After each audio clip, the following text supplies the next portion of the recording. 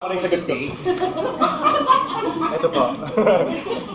Okay for me. Ito na po. Si Angel po talaga ang may kasalanan ng lahat. Ikwento ko na lang po sa inyo para mas makita niyo lang po kung ano yung nangyari behind the scenes. Noong una po, in-explain sa akin ni Direk Joyce kung ano nga ba ang, sabi niya, we need to take some time sa ending kung anong gagawin ni Jaika at Albert. So sabi ni Direk Joyce, kailangan ko dito pagka-debonair sumayaw. Back in my head, mga 3 days ago pa po bago yung actual shooting, sabi ko, Direk, nag-G-Force naman ako eh, nag-dance lesson po ako. Siyempre binild up ko na yung sarili ko kasi alam ko naman po na Direk, kasi nagpa-prod po ako sa ASAP. Meron po ako Luteng, meron pa po akong gano'n. Sabi ko, Direk, sabi niya, hindi, ganito gagawin mo. Ganito gagawin mo. Hindi, Direk. Ako bahala.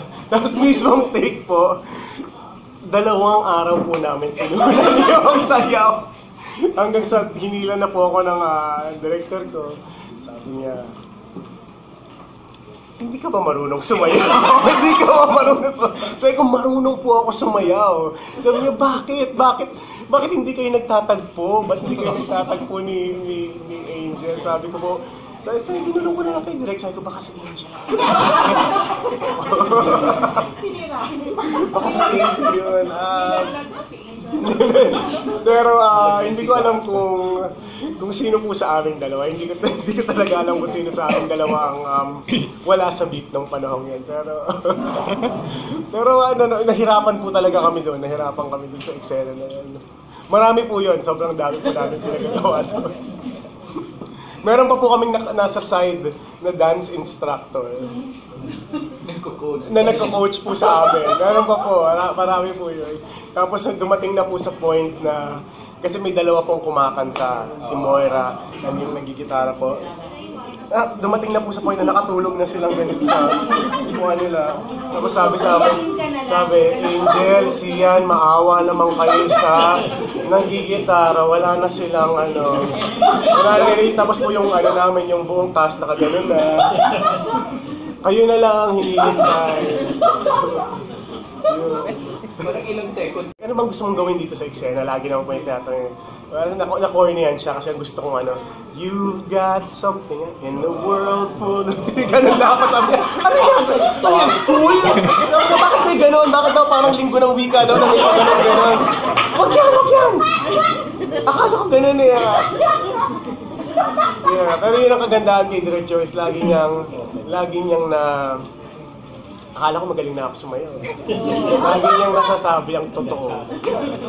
Lagi niyang nasa-challenge. Lahat po nung parang. Siya, can you give us an update sa Gawin po yung taping namin. At this month po, pupunta kami sa New York to continue yung mga eksena po namin with Tin at McCoy. At ito pong Story of Us, iikot po siya sa love story ni Tin at McCoy. At how will you keep that love burning kung meron tayong kasi mga kailangan gawin sa buhay, meron tayong mga priorities. Once mag-sink in ang priorities sa isang nagmamahalan, how are you guys gonna stay together? Yun po ang buong mensahe nitong teleserye na ito. So talking about priorities, malapit na ang Valentine. Nako! So, last year sa hot air balloon, meron lumipad na lovebirds. 3 AM po kami nagising at tinawagan ko siya ng mga 10 last year. Sabi ko, okay lang gumising ka ng 3 AM kasi kailangan nasa Pampanga na tayo by 5 AM. And nakakakaba yung moment na yun kasi hindi ko alam kung ano yung paano ba? Sino ba tatawagan ko dito? Kasi hindi ako familiar sa hot air balloon events. Pero yun po, from 5 AM hanggang 9 PM po yung